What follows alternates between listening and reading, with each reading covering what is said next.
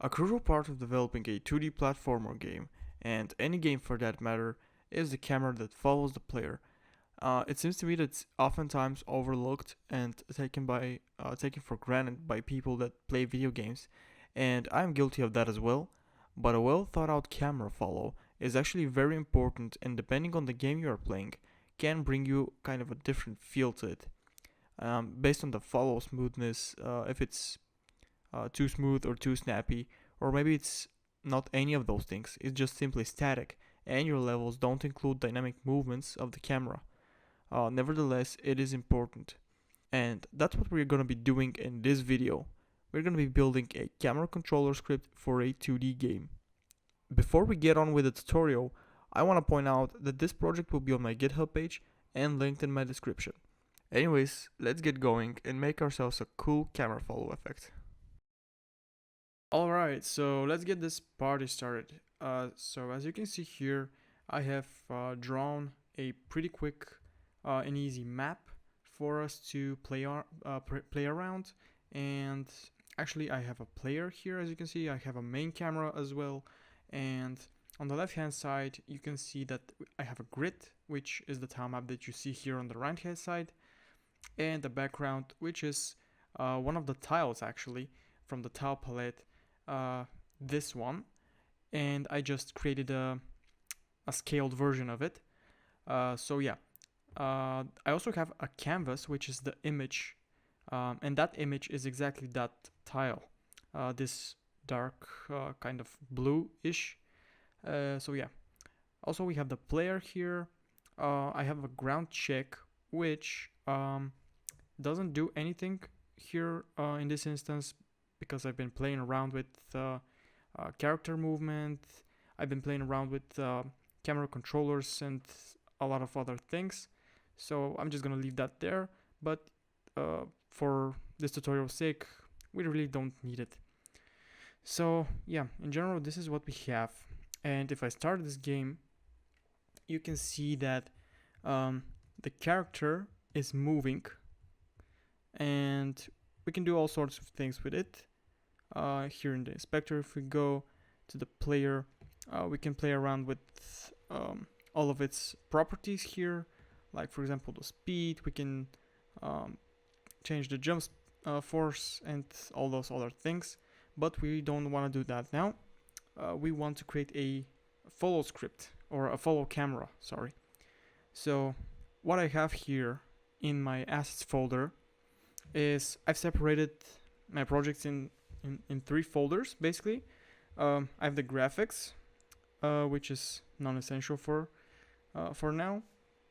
We have the scenes, which is just this sample scene, and we have the script.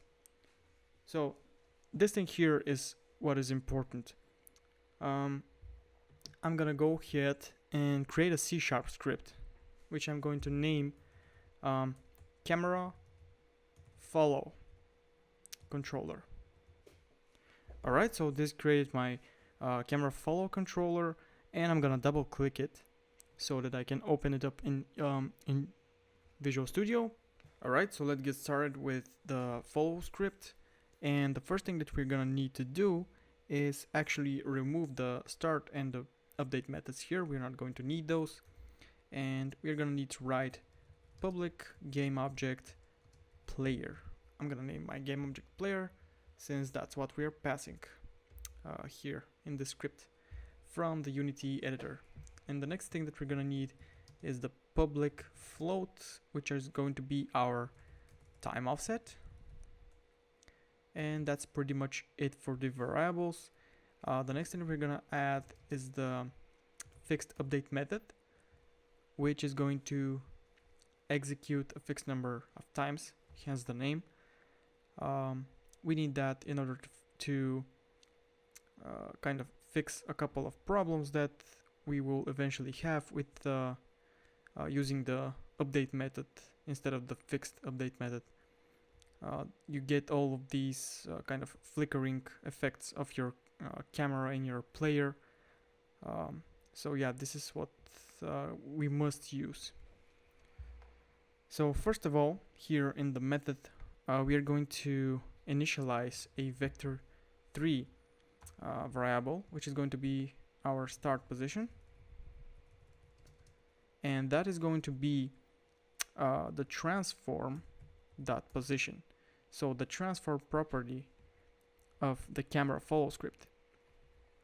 The other thing that we're going to add is the vector3 again variable, which is going to be our end position. And this end position will be the player position. So player transform dot position.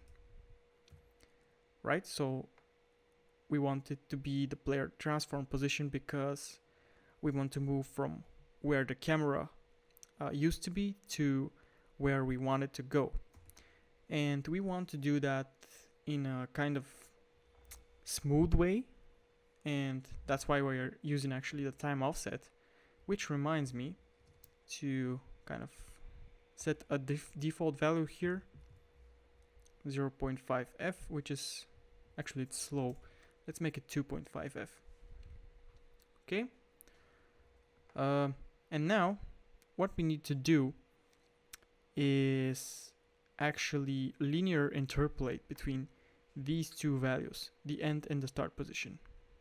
Of course, with the start position being in the beginning. So the vector3 class has a lerp function or a method on it, and we are going to use that basically. If I hover over it, you can see that it says that it linearly interpolates between 2 points, and it takes in 3 parameters, which is A, B, and T. A being our start position, B being our end position, and the T is basically going to be our time offset multiplied by time dot fixed delta time. So let's just write that down here. Start position, we're gonna need the end position, and time dot fixed delta time times our time offset.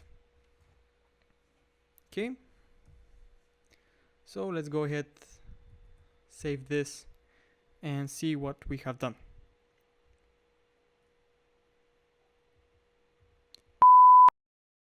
Okay, so I just realized that I've done something wrong, and I'm going to go back and just simply debug whatever I have done wrong. And yeah, you can see that I'm actually calculating this thing, but I'm never assigning the transform dot position to it.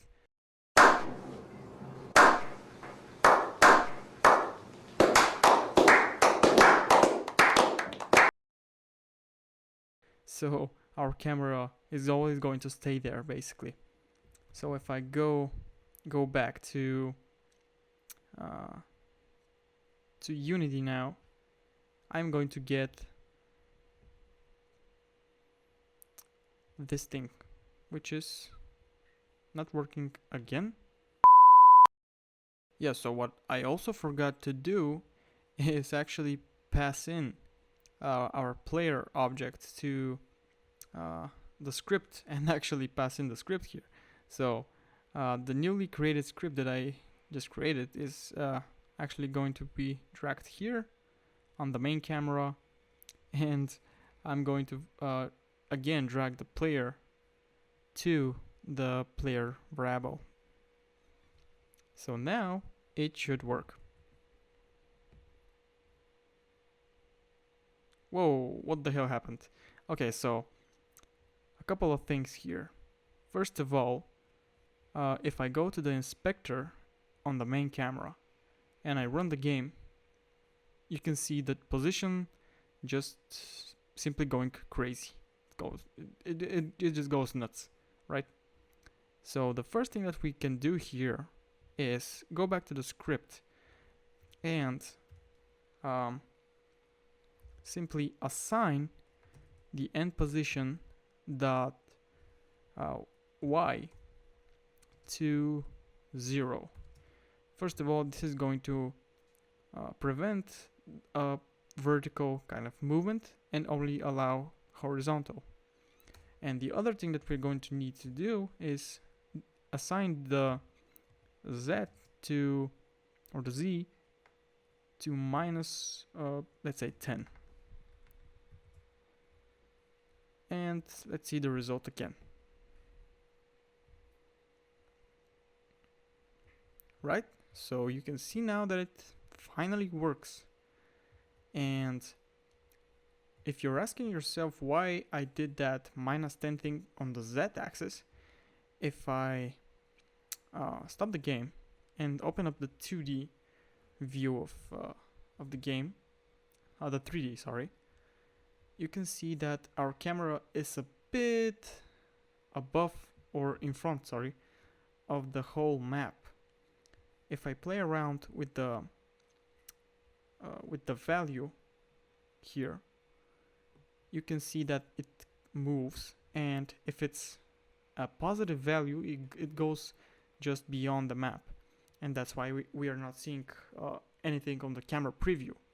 If I go all the way to a negative number, we can see everything, because that's a different perspective, essentially. So yeah, this is about it for horizontal movement, but you're probably wondering, what about vertical? What do you do when you're, for example, climbing something or moving upwards or downwards? And this is what I'm going to show you next. So we need some prerequisites before that. I'm going to go again in the script, and I'm going to add another variable here on the top, which is going to be public bool. It's going to be a boolean, which is going to be named can move y, and it is going to be false by default. Okay, and we want to assign this thing here to 0 only if that value is false. So can move y,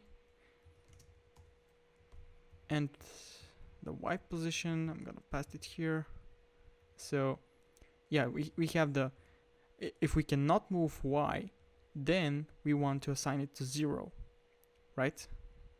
In any other case, we want it to be whatever it is. I'll save this here and go back to the Unity engine. And you can see that it already appeared here as a checkbox.